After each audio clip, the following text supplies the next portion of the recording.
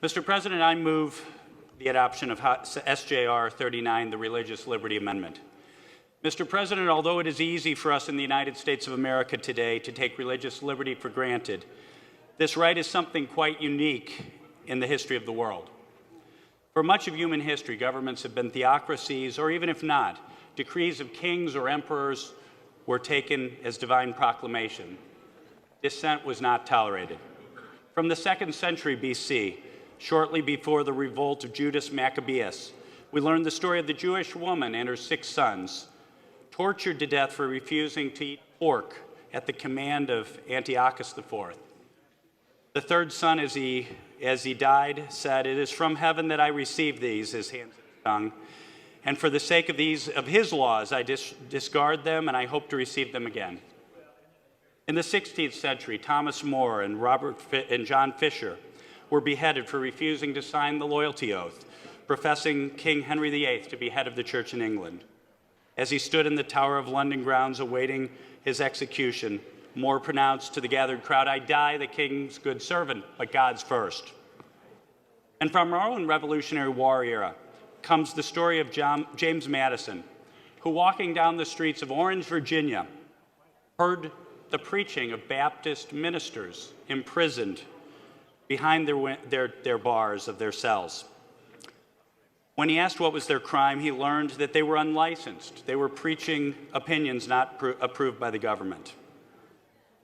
This made an impression on Madison and later George Mason, both of whom were instrumental in drafting the Virginia Declaration of Rights and, of course, later the Bill of Rights.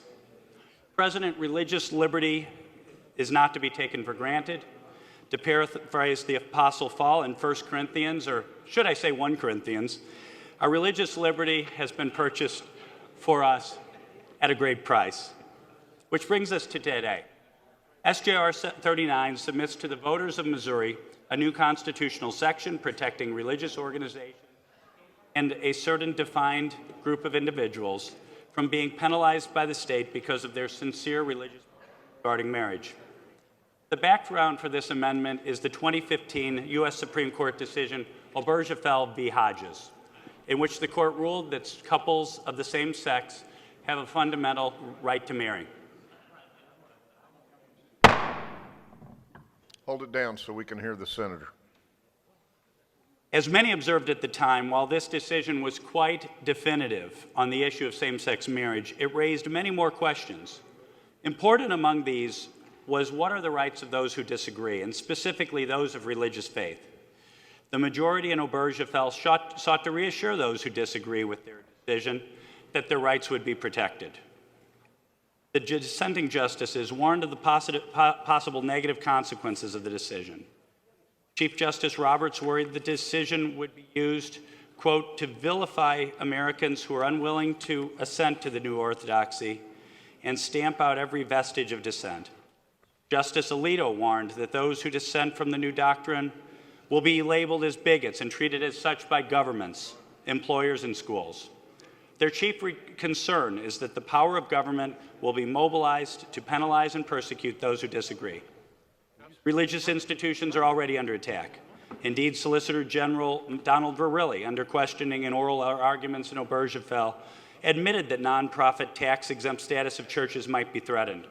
Mark Oppenheimer of the New York Times editorial board called for the end of tax-exempt statuses for churches that do not embrace same-sex marriage. And we know that, as John Marshall wrote, the power to tax is the power to destroy. In Illinois and Massachusetts, Catholic charities and the Baptist charity Bethany House have been thrown out of the business of foster care and adoption for not accepting same-sex marriage. And so-called SOGI laws, sexual orientation and gender identity laws, which exist in 14 political subdivisions in Missouri, have been used in other states to persecute and sometimes litigate out of business wedding vendors who refuse to participate in same-sex weddings. So the stakes are high. Now is the time to act to protect sincerely held religious beliefs concerning marriage. SJR 39 is really quite modest in scope. It is entirely defensive in that it prevents states and local governments from imposing penalties. It is a shield, not a sword. Its scope is that it protects religious organizations that are now vulnerable and a narrow class of individuals, some wedding vendors. Its subject matter is that it protects only beliefs and acts concerning marriage between two persons of the same sex. This belief could be in favor of the premise that marriage can be between two persons of the same sex, as well as the belief that it cannot. This amendment does not permit refusals of service more generally. It does not permit a retailer or a restaurateur or a hardware owner, store owner, to refuse service on the basis of sexual orientation. This is not a RFRA or Religious Freedom Restoration Act. RFRAs protect any and all religious beliefs and are much broader. And SJR 39 is not novel or unprecedented. Kansas, Louisiana, Michigan, and Oklahoma have enacted various laws or executive orders to prevent religious organizations and people from being penalized for their beliefs regarding marriage. Mr. President, churches, religious organizations, and people of faith are vulnerable to the new orthodoxy. 2,500 evangelical churches, the Catholic Church, Missouri Synod Lutheran churches have all urged the adoption of this amendment. SJR 39 is a reaffirmation of our most noble traditions of religious liberty and pluralism. I urge its adoption by this body.